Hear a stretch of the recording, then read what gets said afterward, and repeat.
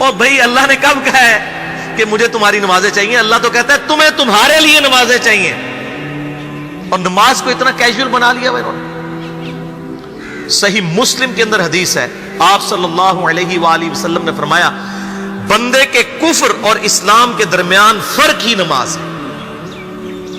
جو نماز پڑھتا ہے وہ مسلمان ہے، اور جو نماز نہیں پڑھتا وہ پاکستان کے شناختی کارڈ میں مسلمان ہے، اللہ کی ڈیفینیشن میں وہ عملاً کافر ہے۔ صحیح مسلم انٹرنیشنل نمبرنگ کے مطابق 246 نمبر حدیث ہے، آپ جا کے پی ڈی ایف کھول لیں اسلام 360 میں، جا کے 246 نمبر حدیث صحیح مسلم کتاب الایمان چیپٹر میں کھول کے دیکھیں کہ بندے کے کفر اور اسلام، شرک اور اسلام کے درمیان فرق ہی نماز ہے۔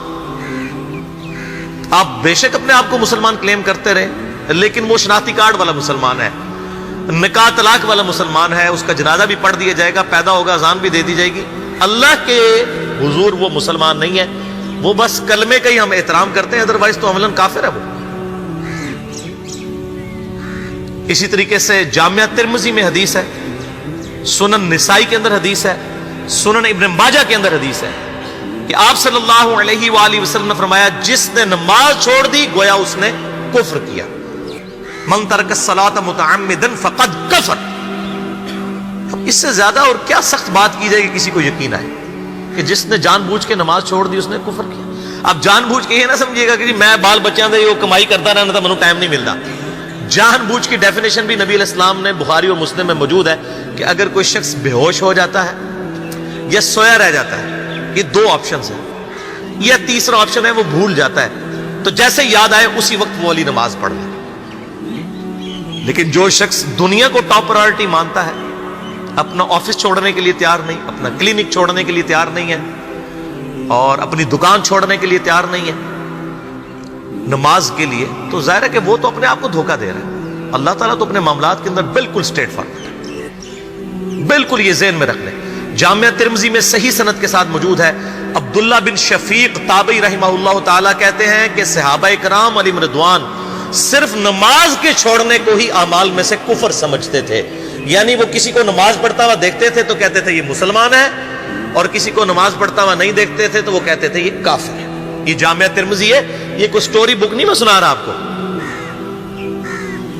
مسند احمد میں صحیح سند کے ساتھ حدیث ہے، نبی صلی اللہ علیہ وآلہ وسلم نے معاذ ابن جبل سے فرمایا معاذ اللہ کے ساتھ کسی کو شریک نہ ٹھہرانا، خواہ تمہارے ٹکڑے ٹکڑے کر دیے جائیں، تمہیں سولی پہ چڑھا دیا جائے، تمہیں آگ میں جلا دیا جائے، اللہ کے ساتھ کسی کو شریک نہ ٹھہرانا، اور معاذ نماز بھی نہ چھوڑنا، کیونکہ جس نے نماز چھوڑ دی اللہ تعالیٰ کے ذمہ کرم سے وہ نکل گیا، اللہ کے حضور اس کے لیے کوئی حصہ نہیں ہے جس نے نماز چھوڑ دی۔ کتنا کرٹیکل ایشو ہے۔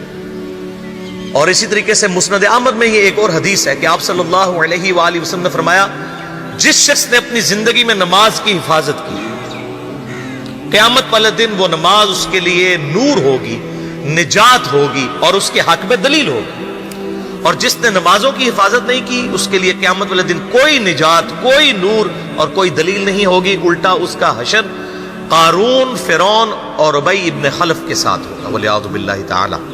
یہاں تو ہم کہہ دیتے ہیں یا اللہ جو کچھ بھی ہے تیرے محبوب کی امت سے ہیں، یعنی یا اللہ ہم نے تو اپنی اصلاح کوئی نہیں کرنی، ہمیں اسی طریقے سے ہی قبول کر لیں، والعیاذ باللہ تعالی۔ اور کچھ ویسے علماء کا بھی اس میں بڑا برا کردار ہے کہ انہوں نے نماز کو بھی اتنا مشکل فرض بنا کے پیش کیا ہے کہ ایک عام آدمی کے لیے، اور جو دنیاوی معاملات کے اندر بھی انوالو ہے، اور کسی ایسی عورت کے لیے جس کے کئی بچے ہیں، مطلب اس روٹین کے اندر اس نماز کو مینج کرنا مشکل ہو جاتا ہے۔ ہمیں تو عشاء کی صرف 17 رکعتیں بتا دی گئی ہیں، حالانکہ 24 گھنٹے کے اندر ٹوٹل نماز کی رکعتیں 17 ہیں جن کی اکاؤنٹیبلٹی ہے۔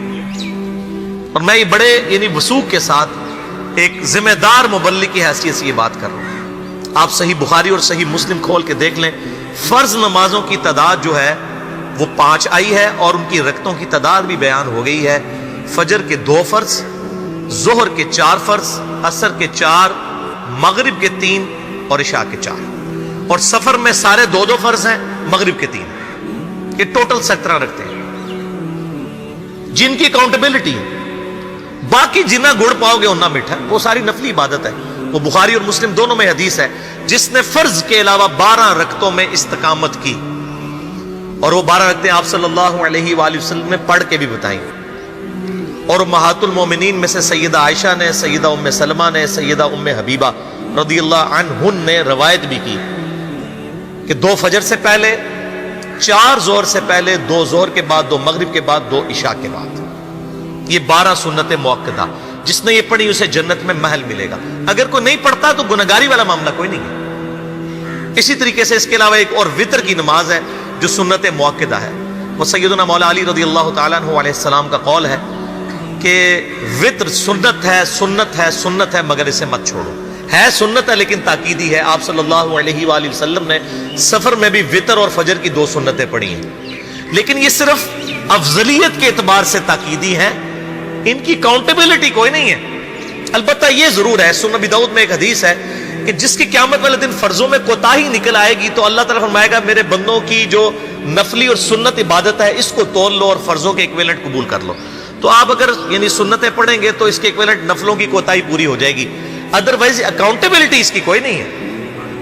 یہ ذہن میں رکھیے گا. صحیح بخاری اور مسلم دونوں میں حدیث موجود ہے. ایک صحابی آئے، انہوں نے کہا یا رسول اللہ صلی اللہ علیہ وآلہ وسلم میں جنت میں جانا چاہتا ہوں، مجھے کوئی شارٹ کٹ بتا دیں. آپ صلی اللہ علیہ وآلہ وسلم نے فرمایا اسلام لانے کے بعد نماز، فرض نماز کو قائم رکھ. پھر فرمایا فرض زکوٰۃ ادا کر، فرض روزے دے، روزے جو ہیں وہ ان کو ادا کر اور روزے رکھ. حج اس وقت فرض نہیں ہوا تھا، وہ زندگی میں ایک بار ہے. تو اس نے کہا یا رسول اللہ صلی اللہ علیہ وآلہ وسلم جتنا آپ نے مجھے بتایا نہ میں اس میں ایڈ کروں گا نہ اس میں سے کوئی چیز مائنس کروں گا. اور یہ کہہ کے وہ چلا گیا. آپ صلی اللہ علیہ وآلہ وسلم نے فرمایا اگر کسی نے کسی جنتی شخص کو دیکھنا ہے تو اس کو دیکھ لو جو یہ کہہ کے گیا کہ میں فرض نماز سے زیادہ کوئی نماز نہیں پڑھوں گا، صرف فرض روزہ ہی رکھوں گا، فرض زکوٰۃ ہی دوں گا. اب روزہ اور زکوٰۃ میں تو ہمارے علماء کو اور عام پبلک کو بھی جو دیندار لوگ ہیں ان کو ہضم ہوتی ہے کہ کوئی شخص یہ نہیں کہتا کہ بھئی پیر اور جمعرات کا روزہ. صحیح مسلم میں حدیث ہے کہ آپ صلی اللہ علیہ وآلہ وسلم کے نفلی روزوں کی یہ روٹین تھی. کوئی آپ کو یہ نہیں کہے گا کہ جس نے جمعرات اور پیر کا روزہ نہ رکھا اس کے رمضان کے روزے ہی قبول نہیں ہوں گے. کوئی کہتا ہے؟ کیونکہ ان کو پتہ وہ نفلی ہے. اسی طریقے سے زکوٰۃ تو صرف 2.5% ہے نا، باقی تو نفلی صدقات ہیں جتنے مرضی دیں. کوئی شخص نہیں کہتا کہ نفلی صدقہ نہ دیا تو آپ کی زکوٰۃ بھی قبول نہیں ہوگی. الٹا یہ کہتے ہیں وہ بس جی زکوٰۃ دے لو تو باقی سارا مال پاک ہے. لیکن جب فرض نماز کی باری آتی ہے تو اس وقت وہ 12 رکھتے بھی سنت موقدہ بیچ میں گھسیٹ دیتے ہیں. وہ بھی صرف فضیلت ہے. ٹوٹل 17 رکھتے ہیں، 2 فجر کی، 4 ظہر، 4 عصر، 3 مغرب، 4 عشاء. یہ میں کو اپنے لیے گراؤنڈ نہیں بنا رہا، میں تو الحمدللہ اس کے علاوہ بھی نفلی عبادت کرتا ہوں. لیکن میں بتا رہا ہوں خدا کے لیے لوگوں کو دین ایسا مشکل نہ پیش کریں کہ جو نبی علیہ السلام نے امت کو وہ دین نہیں دیا ہوا. اپنی مرضی سے انجیکٹ نہ کریں دین، لوگوں کے لیے مشکلات نہ کھڑی کریں. ان کو فرض نماز تک رکھیں. پھر انشاءاللہ کئی لوگوں کو میں نے اس نے نماز شروع کروائی، انہوں نے سنت نماز بھی، نوافل بھی شروع کر دی ہیں. لیکن آپ کم از کم وہ ڈیٹم لیول تو اچیو کروائیں لوگوں کا. لیکن فرض نماز کی باری آتی ہے کہتے ہیں جی سنتے بھی حصہ ہے.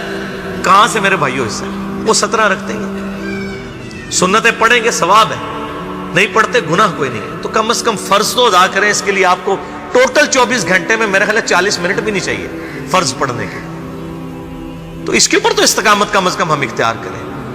اور چھوٹی چھوٹی جو نٹی گٹیز ہیں ان کو تو ہم نے اتنا فالو کیا ہوا ہے، اور فرض نماز کے بارے میں ہم اتنے کیجول ہو جاتے ہیں. تو یہ فرض نماز کی امپورٹنس اس حوالے سے ضروری تھی، اس لیے میں نے ساتھ ہی بیان کر دی.